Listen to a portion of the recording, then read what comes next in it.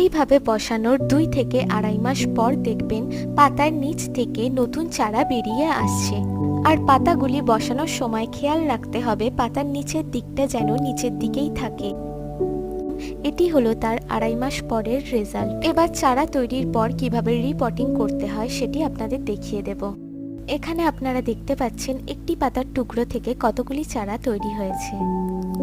এবার মাটি তৈরির জন্য নিয়েছি 1 ভাগ কোকোপিট, 1 ভাগ মাটি, 1 ভাগ বালি এবং 1 ভাগ পাতা পচা সার।